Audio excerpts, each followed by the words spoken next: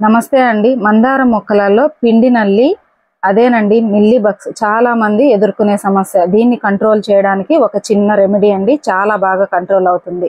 ఇక్కడ ఒక కంటైనర్ తీసుకొని ఈ కంటైనర్లో రాత్రి మిగిలిపోయిన అన్నం ఉంటుంది కదా, అది ఒక కప్పు తీసుకోండి. ఫ్రెష్ అన్నం అయినా సరే పర్వాలేదు. ఇందులో ఒక అర లీటర్ వాటర్ పోసి మూత పెట్టి 3 లేదా 4 రోజులు పక్కన పెట్టేసేయండి. 3వ రోజుకంతా కూడా మనకు ఫర్మెంటేషన్ జరుగుతుంది. ఇప్పుడు దీన్ని స్టెయినర్లో వేసి ఫిల్టర్ చేసుకోండి. ఒక క్లాత్ వేసి ఫిల్టర్ చేసుకోండి. ఎందుకంటే మనము స్ప్రేయర్లో వాడుతూ ఉంటాం కదా, స్ప్రేయరు పాడవకుండా ఉంటుంది. ఇందులో 2-3 చుక్కల హ్యాండ్ వాష్ వేసుకోండి. ఇక్కడ 2-3 చుక్కల నీమ్ ఆయిల్, ఇది ఫ్రెష్ నీమ్ ఆయిల్ అండి. నేను మిల్లుకి వెళ్ళి తెచ్చుకుంటాను.